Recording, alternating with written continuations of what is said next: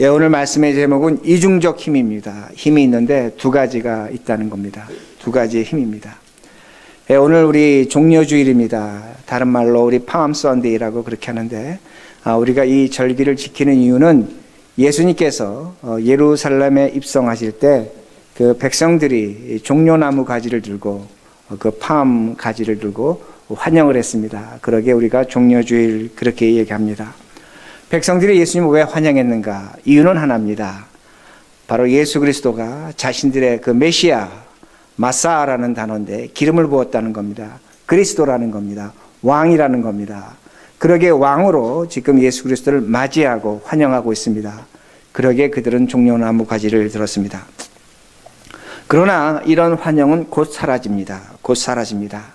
왜냐하면 예수님이 자신들이 기대했던 그 메사야, 그 메시아, 그리스도가 아니기 때문입니다. 왕이 아니기 때문입니다. 예수님께서 예루살렘에 입성하셔서 아무것도 하지 않으셨습니다. 썩어진 그 유대 종교 그대로 내버려 두셨고 로마의 군대 그대로 내버려 두셨습니다. 아무런 변화가 일어나지 않았기 때문에 백성들은 실망했습니다. 절망했습니다. 그리고 그 종려나무 가지를 들고 환영하던 그들은 나중에 이번 주말에 보면 그 예수를 십자가에 못 박으라고 그렇게 소리치게 됩니다. 왜냐하면 예수가 자신들의 기대와 소망의 그 힘과 능력을 나타내지 않았기 때문입니다. 그러기에 우리가 2000년으로 돌아간다면 오늘 예수님이 나귀 타고 예루살렘 입성하셨습니다. 그리고 이번 주말에 예수님은 십자가에서 고난당하시고 죽으십니다. 그리고 우리가 부활주일을 맞이하게 될 겁니다. 그러면 우리가 한번 질문해 봐야 됩니다. 정말로 예수라는 인물이 그 실존적 인물인가, 역사적 인물인가를 우리가 확인해 봐야 합니다. 그건 우리가 성경의 자료를 통해서 찾을 수가 있고 또 역사적인 자료가 있습니다. 제가 몇 차례 언급했지만 유대의 역사가 중에 조세푸스라는 사람이 있었습니다. 요세푸스라는 사람이 있는데 그는 제사장 가문 출신이고 바리새인이었습니다. 그런데 예수님께서 이 땅에 오시고 십자가에 죽으시고 부활 승천하시고 약 30년 이상 지난 다음에 AD 66년에 그 유대와 로마가 크게 한번 전쟁을 벌이게 됩니다. 그 전쟁을 벌이게 될 때 우리 성지순례 갔을 때 여러분 다 가셨습니다. 예루살렘 그 갈릴리 호수 북쪽 산에 조그만 요새가 있습니다. 그 요새가 마치 말 안장같이 생긴 곳인데 그곳에 그 총사령관을 유대인 사령관을 누가 지냈냐면 제가 좀 전에 소개한 요세푸스가 그 지역의 사령관을 했습니다. 그리고 로마의 군단들과 전쟁을 했습니다. 처음에는 그가 승리를 했지만 나중에 그 전쟁에서 그가 패하게 되고 도망가다가 포로가 됩니다. 포로가 되고 그때 그 장군 베스피안이 장차 로마의 황제가 될 것이라는 것을 예언하고 그가 로마 시민이 되고 그가 쓴 그 역사서가 있는데 유대 고대사인데 그가 구약 성경을 근거로 해서 그렇게 역사서를 쓰게 됩니다. 그가 쓴 역사서에 보면 세례 요한의 이야기도 나오고 헤롯의 이야기도 나옵니다. 그리고 예수 그리스도에 대해서 이렇게 간략하게 기록한 글이 나옵니다. 제가 읽어드립니다. 이렇게 예수를 설명합니다. 그는 지혜로운 사람이었으며 예수는 놀라운 기적을 행하였으며 그는 교사요 메시아였고 크리스도 즉 메시아가 여러분 아시는 것처럼 헬라어로 크리스도가 됩니다. 빌라도에게 정죄를 받아 십자가를 못 박히고 3일 만에 되살아났으며 그의 이름을 따라 크리스천으로 불려지는 족속들이 아직도 없어지지 않았다. 이렇게 기록하고 있습니다. 근데 요세푸스가 여기서 기록할 때 방점을 찍은 것은 뭐냐면 아직도 예수를 믿는 족속들이 살아남았다는 겁니다. 왜 이렇게 썼는가? 무엇 때문에 이렇게 썼는가? 제가 좀 전에 말씀드린 것처럼 AD 66년에 유대 전쟁이 일어나고 AD 70년에 예루살렘이 돌 위에 돌 하나 없이 완전히 파괴됩니다. 그때에 예수를 믿는 자들은 크리스찬들은 예수님께서 살아계실 때 예언한 말씀이 기억났습니다. 장차 예루살렘이 돌 위에 돌 하나 없을 것이라는 그 예언을 믿고 당시에 크리스찬들은 펠라라는 곳으로 오늘날의 레바논 쪽으로 피신을 갔습니다. 피신을 갔고 그 일로 인해서 동족 유대인들은 배신감을 느낀 겁니다.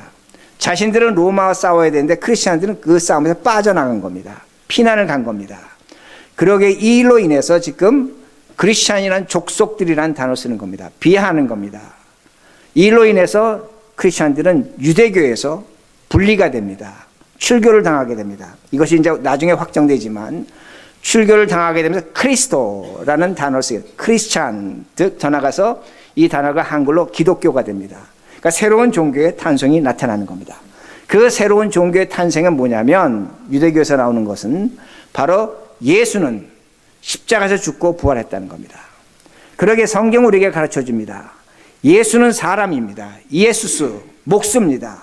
사람으로서 십자가에 당연히 죽을 수밖에 없습니다. 사람은 십자가에 못 박히면 죽는 겁니다. 그러나 그 예수는 부활을 통해서 하나님의 아들이 되셨다는 겁니다. 하나님이라는 겁니다. 그러게 예수는 인류 역사에서 유일무이하게 사람이지만 동시에 하나님이 된다는 겁니다. 이걸 우리가 먼저 확신하셔야 됩니다. 그러게 오늘 본문 6절을 보시기 바랍니다. 6절. 그는 근본 하나님의 본체시나 하나님과 동등됨을 취할 것으로 여기지 아니하시고, 하나님과 똑같다는 겁니다. 하나님의 본체라 하시는 겁니다. 그러나 동등될 것을 취하지 않으셨다는 겁니다. 여기지 않으셨다는 겁니다. 사람이 되셨다는 겁니다.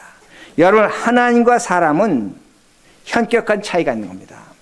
하나님은 창조주입니다. 사람은 피조물입니다. 하나님은 영원합니다. 사람은 유한합니다. 하나님의 힘은 막강합니다. 끝이 없습니다. 그러나 사람의 힘은 제한적이라는 겁니다. 그런데 성경은 지금 뭐라고 가르쳐주고 있냐면 오로지 한 사람 예수 그리스도가 하나님이신데 그 하나님이 사람이 되셨다는 겁니다. 이걸 성경이 우리에게 가르쳐주고 있는 겁니다. 그러므로 예수에게는 이중적 힘이 있는 겁니다. 어떤 이중적 힘이 있냐면 하나님으로서 창조의 힘이 있고 영원한 힘이 있고 그 영원한 생명력을 갖고 있는 겁니다. 그러나 그 사람이 되신 예수는 우리와 똑같습니다. 힘이 없습니다. 가난합니다. 병들었습니다. 그리고 그는 약한 자라는 겁니다. 우리와 똑같은 사람이라는 겁니다. 이게 하나님의 예수 그리스도의 이중적 힘이라는 말씀이 됩니다. 예수는 가장 힘이 있습니다.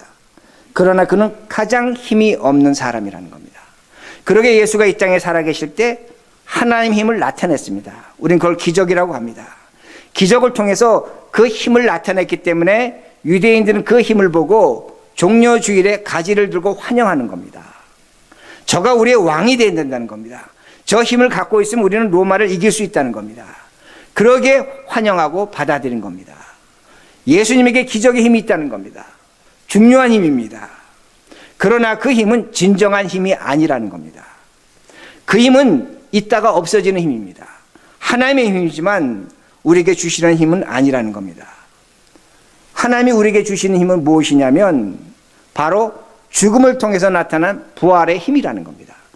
죽음을 통해서 부활이 있는데 그 부활의 힘을 하나님은 우리에게 주시고자 한다는 겁니다. 그러기에 죽음이라는 것이 있다는 겁니다. 십자가라는 것이 있다는 겁니다. 그런데 그 십자가라는 것은 뭐냐면 예수 그리스도가 십자가에 달리실 때 사람들이 이렇게 얘기했습니다. 너가 하나님의 아들이면 십자가에서 내려와라.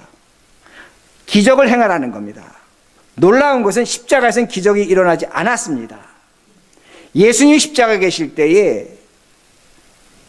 예수님께서 하나님께 기도하셨습니다. 엘리 엘리 라마 사막다니. 하나님의 음성은 들리지 않았습니다. 십자가에서는 하나님의 음성이 들리지 않는 겁니다. 기도가 응답되지 않는 겁니다. 십자가에서 예수는 신학적으로 하나님께 버림을 받은 겁니다. 그러기에 파울레스한 겁니다. 십자가의 예수는 전혀 힘이 없는 겁니다. 가장 힘이 없는 겁니다. 그런데 그 힘 다음에 그 십자가 다음에 뭐가 나타나냐? 부활이 나타나는 겁니다. 하나님이 오늘 우리에게 주시려고 하는 가장 중요한 힘은 뭐냐면 부활의 힘이라는 겁니다. 이 부활이 우리가 믿는 그리스도 신앙의 목표요, 방점이요, 최고점이라는 겁니다. 이걸 우리에게 주신다는 그 말씀입니다. 마찬가지입니다. 오늘도 우리가 이 세상을 살아가려면 하나님의 힘이 필요합니다. 기적이 필요합니다. 내가 지금 힘들고 어려운데 하나님의 도와주심이 있어야 됩니다. 우리 그렇게 기도합니다. 그렇게 기도하셔야 됩니다. 여러분이 아프다면 기도하셔야 됩니다. 그러나 그 힘은 하나님이 우리에게 진정으로 주시려고 하는 힘의 일부는 될지언정 전체가 아니라는 겁니다. 하나님 되심은 나타나지만 그 힘이 하나님이 우리에게 주시는 힘이 아니라는 겁니다. 무엇이냐? 부활의 힘이라는 겁니다. 여러분이 정말로 부활의 힘을 겪고 싶다면 오늘 우리가 십자가의 길을 가야 되는 겁니다. 그 지긋지긋한 십자가, 나의 십자가를 통해서 부활의 힘을 오늘도 우리는 경험할 수 있다는 겁니다. 나의 십자가가 뭡니까? 십자가는 그저 주고 죽는 것이 아닙니다. 여러분, 예수님이 십자가에서 지신 그 십자가의 그 사건을 기억해 보시기 바랍니다. 오늘 여러분에게 문제가 있습니다. 어려움이 있습니다. 고통이 있습니다. 여러분의 십자가입니다. 자식으로 인해서, 재정적인 것으로 인해서, 여러분의 질병으로 인해서 여러분 그 문제와 직시하셔야 됩니다. 그 문제와 싸우셔야 됩니다. 피하시면 안 됩니다. 여러분이 기도해도 하나님이 기도에 응답 안 하실지도 모릅니다. 기적이 일어나지 않을지도 모릅니다. 여러분 십자가라는 그 사건 속에 들어가 보면 하나님이 여러분을 버린 것 같습니다. 하나님이 없는 것 같습니다. 하나님이 살아계시지 않은 것 같습니다. 그게 십자가라는 겁니다. 그러나 이러한 과정을 통해서 무엇이 나타나냐? 부활이 나타난다는 겁니다. 하나님의 힘이 그 다음에 나타난다는 겁니다. 그러기에 성경 우리에게 요구하는 겁니다. 십자가라는 그 어려운 그 길을 가고 난 다음에 부활의 힘이 있는 것이고 하나님의 하나님 되심이 나타나는 것이고 성령의 역사가 있다는 말씀이 됩니다. 그러기에 오늘도 우리가 어떻게 살아야 되는가 합니다. 무엇을 향해 가고 있는가 합니다. 오늘도 어떤 분이 이렇게 얘기하십니다. 하나님, 오늘도 내 기도 응답하지 않습니다. 오늘도 나는 너무나 절망스럽습니다. 너무나 좌절하고 있습니다. 아무도 나에게 일이 일어나지 않고 오늘도 하나님 내 기도에 응답하지 않습니다. 저는 100% 장담합니다. 십자가 있다는 겁니다. 십자가의 길이라는 겁니다. 그 과정을 통해서 예수 그리스도 부활의 힘이 반드시 나타난다는 겁니다. 그걸 믿고 사는 것이 믿음입니다. 그것이 신앙이라는 겁니다. 우리 신학적으로 구속이라는 단어가 있습니다. 어토인먼트라고 합니다. 그 단어는 합성어입니다. at 그리고 onement입니다. 명사형입니다. at라는 건 장소입니다. 십자가입니다. oneness입니다. 하나님과 내가 십자가 함께 못 박히는 겁니다. 거기에 예수 그리스도의 부활의 능력이 나타나는 겁니다. 거기에 하나님의 힘이 나타나는 겁니다. 거기에 우리의 삶의 목표와 가치가 있다는 겁니다. 이것을 하나님께서 우리에게 주시려고 한다는 겁니다. 이 부활의 힘을 주시려고 한다는 겁니다. 그러게 7절 보시기 바랍니다. 어떻게 얻어지는가? 오히려 자기를 비워 종의 형체를 가지사 사람들 같이 되셨고, 오히려 자기를 비우셨습니다. 비웠다는 단어는 완전히 비웠다는 겁니다. emptiness입니다. 하나님의 하나님 되심이 하나도 남아있지 않습니다. 그리고 사람으로 채우셨습니다. 근데 여기 아주 중요한 단어가 나옵니다. 여러분 지금 성경 잘 보시면 자기를 비웠다는 그 자기는 단수명사입니다. 예수님이 자기를 비웠습니다. 단수입니다. 그런데 무엇과 같이 되셨다고 말씀합니까? 사람들과 같이. 복수명사입니다. 여러분 성경을 이상하게 보셔야 됩니다. 어떻게 예수가 단수명사인데 자기를 비웠는데 사람들과 같이 되셨는가? 왜 복수명사로 성경을 기록하고 있는가 합니다. 무엇 때문에 그렇게 기록하고 있는가 합니다. 하나님이 어디 계신가를 말씀하는 겁니다. 제가 이렇게 설명합니다. 여러분이 여러분 자신을 알 수 있습니까? 내가 내 자신을 가장 잘 안다고 생각합니다. 그러나 저 자신도 제가 놀라는 것이 저의 참모습은 누구를 통해서 보냐면 다른 사람을 통해서 제 모습을 볼 때가 있습니다. 나라는 존재가 다른 사람에게 나타난다는 그 말씀이 됩니다. 하나님도 마찬가지입니다. 오늘도 우리는 하나님을 저 하늘에 계신 하나님을 찾습니다. 맞습니다. 그러나 오늘 하나님의 모습은 사람들에게 있습니다. 내 옆 사람에게 있습니다. 내 아내와 내 남편이 하나님입니다. 내 자식이 하나님입니다. 여러분 그들의 소리를 잘 들어보시기 바랍니다. 거기에 하나님의 음성이 있습니다. 아내가 잔소리하고 바가지 긁는 것 같지만 거기에 하나님의 소리가 있는 겁니다. 남편이 싫은 소리하고 타박하는 것 같지만 거기에 하나님의 소리가 있는 겁니다. 그러나 오해하시면 안 됩니다. 내 남편이 내 아내가 내 자식이 하나님은 아닙니다. 그러나 성경은 뭐라고 지금 가르쳐주고 있냐면 그 예수가 사람들과 같이 되신 겁니다. 그들이 하나님과 같다는 겁니다. 하나님은 아니지만 하나님과 같다는 말씀이 됩니다. 그러기에 우리가 신앙생활 올바르게 하셔야 됩니다. 올바르게 하셔야 됩니다. 오늘도 우리는 잘못하면 어떻게 합니까? 하나님께 나와서 기도합니다. 하나님 제 죄를 용서해 주십시오. 그러나 저는 오늘 이 말씀을 근거로 해서 여러분 그렇게 기도하시는 것 순서가 맞지 않습니다. 여러분이 정말로 여러분의 죄가 용서되기를 바란다면 여러분이 잘못한 사람에게 가서 용서를 먼저 비셔야 합니다. 왜? 그가 사람들이기 때문입니다. 철학적으로 타자들입니다. 예수라는 겁니다. 그에게 용서를 빌고 나서 그리고 예수님께 가서 용서를 비셔야 됩니다. 여러분, 러시아의 문호 도스토옙스키는 뭐라고 얘기하냐면 사람은 흘리는 눈물로 인해서 그 죄가 씻어진다고 말합니다. 여러분이 사람 앞에서 눈물 흘리셨습니까? 그 사람 앞에서 울어보셨습니까? 그 사람 앞에서 울고 나면 여러분의 죄는 씻겨진 겁니다. 그리고 하나님 앞에 가서 우셔야 된다는 겁니다. 우리는 2번 울어야 됩니다. 하나님 앞에 가서 한 번 울어야 되고 사람 앞에 가서 울어야 된다는 겁니다. 이것이 바로 예수가 사람들과 같이 되셨다는 말씀입니다. 그러게 주기도문에서 우리가 뭐라고 고백합니까? 우리들이 다른 사람의 죄를 용서해 준 것 같이 우리가 다른 사람의 죄를 용서해 줬기 때문에 우리의 죄를 용서해 달라고 그렇게 고백하는 겁니다. 여러분이 정말로 예수 그리스도가 하나님이라면 오늘 우리에게 있는 그 하나님은 사람들에게 있는 겁니다. 그들에게 용서를 받을 때 하나님은 우리를 용서하십니다. 그러게 8절입니다. 사람의 모양으로 나타나사 자기를 낮추시고 죽기까지 복종하셨으니 곧 십자가에 죽으심이라. 사람으로 오셨는데 자기를 낮추셨습니다. 헬라 원문으로 보면 예수님이 자기의 멱살을 끌고 자기가 자기 자신을 강제로 낮춘 겁니다. 그리고 복종했다는 이 말씀의 의미는 스스로 종이 돼서 하급자가 돼서 말씀을 들었다는 겁니다. 그리고 십자가에 죽으셨다고 그렇게 말씀합니다.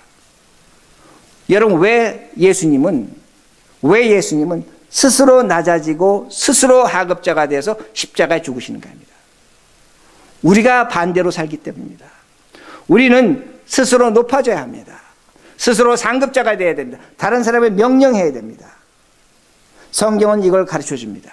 이게 죄라는 겁니다. 죄라는 겁니다. 우리는 하나님과 반대로 살아가는 겁니다. 예수님과 반대로 사는 것입니다. 이게 죄라는 겁니다. 이게 도대체 우리와 무슨 상관이 있는가 합니다. 여러분의 지옥과 우리의 천국과 상관이 있습니다. 제가 이렇게 설명합니다. 여러분, 아마 며칠 전에 그 언론에서 보도된 겁니다. 이 지구에서 5,500만 광년, 그러니까 상상할 수 없는 거리에서 그 블랙홀이 일어난 것을 사진으로 찍었습니다. 그러니까 사진이 뚜렷하진 않습니다. 근데 과학자들이 그걸 보고 흥분한 이유가 뭐냐면 이게 블랙홀이라는 겁니다. 그럼 블랙홀인지 어떻게 알았느냐? 아인슈타인의 가설 때문입니다. 아인슈타인이 상대성 이론에 의해서 블랙홀이 있을 것이라고 얘기하고 그거에 근거해서 과학적으로 그림을 그렸습니다. 그동안은 상상도를 그린 겁니다. 그런데 그 상상도하고 이번에 찍힌 사진이 흐릿하지만 거의 일치하는 겁니다. 그러니까 세상이 흥분하는 겁니다. 왜 흥분했습니까? 아인슈타인이 가설로 제공한 것이 현실로 유사하게 나타났기 때문입니다. 여러분, 만약에 생각해 보시기 바랍니다. 아인슈타인의 가설이 없었다면 이 사진이 수천 장 찍었어도 블랙홀인지 알았겠습니까? 몰랐겠습니까? 몰랐죠. 가설이 있기 때문에 현실이 나타난 겁니다. 여러분, 똑같습니다. 동일한 원리가 적용이 됩니다. 오늘 우리 이렇게 말합니다. 뭐라고 얘기하냐면 죽으면 하늘나라 간다. 영원한 생명이 있다. 여러분 믿으세요? 아멘. 아멘을 하셨는데 죽었다 돌아와서 천국을 가본 사람이 얘기한 건 거의 없어요. 물론 예수님께서 우리에게 하늘나라를 소개하셨지만 그건 성경 얘기예요. 그걸 확실히 얘기할 수 있는 사람이 없어요. 그걸 우리는 믿습니다. 그러게 아멘한 겁니다. 제가 이걸 뭘로 얘기할 수 있냐면 가설로 얘기할 수 있는 겁니다. 어떤 사람은 가설입니다. 죽으면 사람이 어떻게 영원히 살아? 우리 부모님 죽으셨는데 땅에 묻었는데 끝인데. 믿지 못하는 겁니다. 그런데 제가 이렇게 설명합니다. 만약에 제가 좀 전에 아인슈타인 얘기를 설명드린 것처럼 그 가설이 오늘 뚜렷하진 않습니다. 그러나 그것이 오늘 나타난다면 미래의 천국은 있는 겁니까? 없는 겁니까? 있는 겁니다. 마찬가지입니다. 아주 간단합니다. 천국이 있다 없다 간단한 겁니다. 여러분, 오늘 예수님께서 말씀하신 것처럼 오늘 우리는 어떻게 되려고 높아지고 다른 사람을 종 취급합니다. 우리 사이에 뭐가 생깁니까? 갈등과 불안이 생기는 겁니다. 싸움이 생기는 겁니다. 그걸 뭐라고 얘기합니까? 지옥 같은 인생이라고 얘기하는 겁니다. 지옥입니다. 오늘 우리에게 지옥이 있다면 미래의 지옥은 반드시 있는 겁니다. 철학적으로 그렇게 증명됩니다. 오늘 지옥이 있으면 미래 지옥이 있는 겁니다. 반대입니다. 우리가 예수님처럼 산다면 오늘 우리는 낮아지는 겁니다. 겸손해지는 겁니다. 다른 사람의 종이 되는 겁니다. 여러분이 만약에 그렇게 산다면 여러분의 가정은 뭡니까? 천국입니다. 그렇게 못 살아서 천국이 안 될 뿐이 천국입니다. 오늘 우리에게 천국이 있다면 미래의 천국은 존재하는 겁니다. 반드시 있다는 그 말씀이 됩니다. 제가 왜 이렇게 지금 지옥과 천국을 설명하냐면 오늘 종려주일인데 만약에 미래에 지옥과 천국이 없다면 여러분들 종려주일 지킬 필요 없어요. 헌금하실 필요 없어요. 여러분 부활주일, 고난주일 지키실 필요 없어요. 저도 설교할 필요 없어요. 이번 주간에 우리 월요일부터 주일까지 새벽에 다 모여야 됩니다. 수요 예배 드려야 됩니다. 금요 고난 예배 드려야 됩니다. 여러분 만약에 지옥과 천국이 없다면 여러분 여기 오실 이유 없어요. 헌금하실 이유 없어요. 제가 여러분에게 봉급받을 이유도 없어요. 제가 지금 얘기하고 있는 건 새빨간 거짓말이에요. 그러나 이건 제가 얘기하는 것이 아니라 바울이 그렇게 얘기했어요. 우리에게 부활이 없다면 내가 얘기하는 건 모든 것은 거짓이라고 그렇게 얘기하고 있는 겁니다. 그러게 여러분들이 우리들이 정말로 종려주의를 지키고 부활주의를 지키려면 오늘을 천국으로 사셔야 합니다. 그래야 천국이 있는 겁니다. 여러분의 가정이 천국이 돼야 돼요. 여러분 우리가 이 땅에서 부부싸움 할 수 있어요. 천국 가면 부부싸움 합니다. 저는 한다고 생각합니다. 그러나 천국 가서 부부싸움 하면 바로 화해하는 거예요. 문제는 뭐냐면 여기서 부부싸움 하면 한 사람은 건넌방, 한 사람은 소파. 그렇게 하면 안 된다는 겁니다. 제가 여러분에게 뭘 말씀드리면 우리가 정말로 종려주의를 지키고 부활주의를 기쁨으로 맞이한다면 오늘 우리에게 천국의 삶을 살아야 된다는 겁니다. 여러분 이번 일주일 동안 새벽기도 나오시고 수요 예배 들으시고 금요 예배 들으시는 걸로 종려주의를 지켰다고 생각하시면 안 됩니다. 그건 천국과 하늘나라에 대한 소망을 알지 못하는 겁니다. 그건 바리새적인 겁니다. 정말로 우리가 종려주의를 지키고 고난주간을 지키려면 여러분이 오늘 우리 삶 속에 천국된 삶의 흔적을 남기셔야 된다는 겁니다. 아인슈타인이 얘기한 그 블랙홀을 우리가 희미하게라도 그려내면 장차 언젠가는 뚜렷하게 우리가 그걸 볼 수 있다는 말씀입니다. 여러분 다시 말씀드립니다. 신앙은 인간관계입니다. 사회적 관계입니다. 그리고 하나님 관계가 성립되는 겁니다. 우리는 이걸 뒤집어 놓고 있어요. 하나님과 내가 잘 되면 상관없어. 내 남편이든 내 자식이든 아내든 상관없다고 생각합니다. 그건 종려주일 아닙니다. 부활주일 아닙니다. 고난주간 아닙니다. 여러분이 정말로 신앙생활 하시려면 오늘 우리가 사회적 관계에서 인간적 관계에서 올바르게 사셔야 된다는 겁니다. 그러게 9절 말씀 보세요. 이러므로 하나님이 그를 지극히 높여 모든 이름 위에 뛰어난 이름을 주사. 여기 아주 놀라운 말씀이 납니다. 지금까지는 성경이 계속 예수 그리스도를 낮추고 낮추셨습니다. 그런데 벼랑간 지금 그 예수를 높이시는데 뭐라고 높이시냐면 뛰어난 이름을 주사. 뛰어난 이름을 주사. 이거 로마서 1장에 보면 나오는 이름인데 우리 주 예수 그리스도입니다.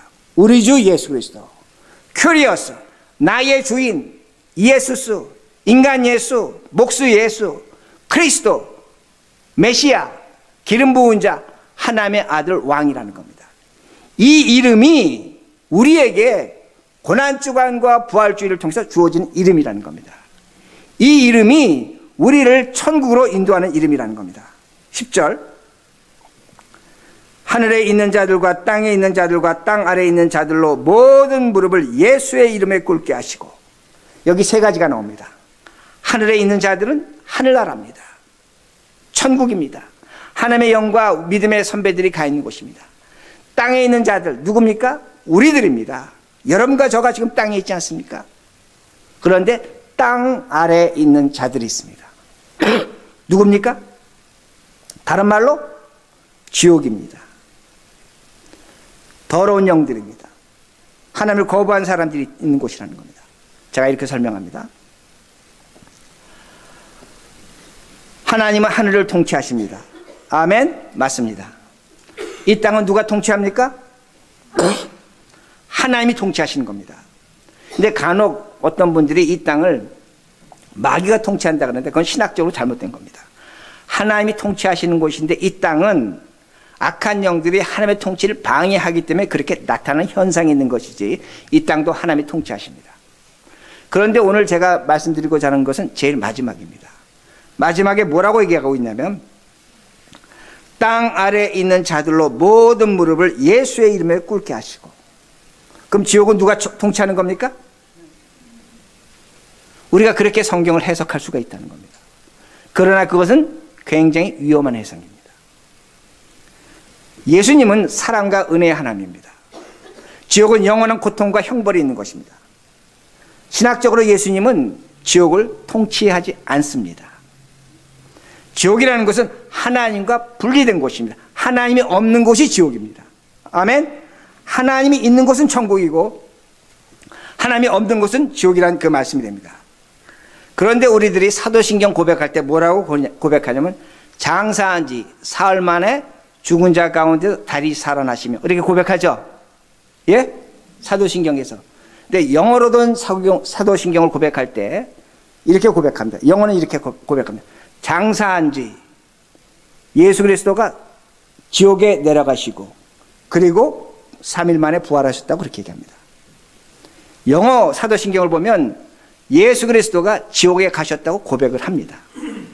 그런데 우리는 고백하지 않습니다. 자, 그러면 왜 우리는 영어 고백에 그렇게 돼 있음에도 불구하고 우리는 그렇게 고백하지 않는가입니다. 만약에 이렇게 고백하면 마치 예수 그리스도가 지옥을 통치하시는 것 같습니다. 그러게 오늘 본문도 예수 그리스도가 땅 아래에 있는 자들이 무릎을 꿇기 때문에 그 지옥에 예수 그리스도 통치 권세가 나타난다고 해석할 수가 있다는 겁니다. 그런데 그렇게 하지 않습니다. 왜 그렇게 되냐면 지옥은 다시 말씀드립니다. 하나님과 분리된 곳입니다. 지옥이라는 것은 예수 그리스도의 이름을 부르지 않는 자들이 선택해서 갈 수밖에 없는 곳입니다. 천당이라는 것은, 하늘나라라는 것은 예수 그리스도의 이름을 부르는 자들이 상급으로 지어지는 것이고, 지옥이라는 것은 예수 그리스도의 이름을 부르지 않는 자들이 갈 수밖에 없는 선택된 장소라는 겁니다. 그러면 왜 성경이, 왜 신앙 고백을 그렇게 하는가 합니다. 왜 영어 신앙 고백은 그렇게 하고 있는가 합니다. 우리 개신교가 갖고 있는 신앙 고백 중에 하이델베르그 신앙 고백이 있습니다. 그 하이델베르그 신앙 고백을 보면 바로 사도신경을 해석하는데 예수님이 지옥에 내려가셨다는 걸 어떻게 고백하냐면, 잘 들으셔야 합니다. 예수님이 십자가의 고난과 죽음을 당하는 것은 우리가 장차 당할, 지옥에서 당할 고난과 죽음을 대신한 것으로 그렇게 믿는 겁니다. 아멘? 아멘? 그러니까 우리의 신앙 고백은 뭐냐면, 그렇게 고백하지, 그 사도신경을 영어로 고백하지 않는 이유는 뭐냐면, 예수 그리스도가 십자가에서 우리가 당할 고난과 지옥의 고난과 죽음을 십자가에서 대신하셨다고 우리 믿기 때문이라는 겁니다. 그러게 칼 발트라는 신학자는 뭐라고 얘기하냐면, 지옥은 우리 뒤에 있다는 겁니다. 우리 앞에는 천국이 있는 겁니다. 지옥은 우리의 뒤에 있다는 겁니다. 왜? 예수가 십자가에서 이미 당하셨기 때문입니다. 우리를 대신해서. 그러기에 오늘 우리에게 가장 중요한 것이 뭐냐? 이 사순절과 종려주일과 부활절을 통해서 가장 중요한 것은 뭐냐? 예수 그리스도의 이름을 부르는 자라는 겁니다. 그 예수 그리스도의 이름이 뭐냐면 우리 주 예수 그리스도 하나님이 되신 겁니다. 그러기에 11절 보세요. 11절 같이 했습니다. 마지막 시작. 모든 입으로 예수 그리스도를 주라 시인하여 아버지께 영광을 돌리게 하셨느니라. 오늘 우리들이 교회에 와서 예수님이라고 부르고 그리스도라고 부르는 이 이름 자체가 오늘 우리에게 주어질 하늘나라, 영원한 생명, 천국에 대한 약속이라는 겁니다. 여러분이 오늘 이 이름을 마구 부르는 것이 아닙니다. 여러분 부르고 싶다고 부르시는 것이 아닙니다. 성령께서 부를 수 있도록 역사하셨고 이 부활과 생명인 자리에 우리들이 있다는 겁니다. 그러게 말씀을 마칩니다. 이 고난주간을 통해서 부활절을 통해서 우리에게 주어질 영원한 생명, 하늘나라 천국이 있는 겁니다. 영생이 있는 겁니다. 그것은 십자가의 죽음과 부활로 나타난 것이고 우리 자신도 그 십자가의 나의 십자가를 통해서 부활을 경험하는 것이고 장차 주어질 영광입니다. 이 말씀대로 사시는 이 우리들이 되길 간절히 바랍니다. 기도하겠습니다.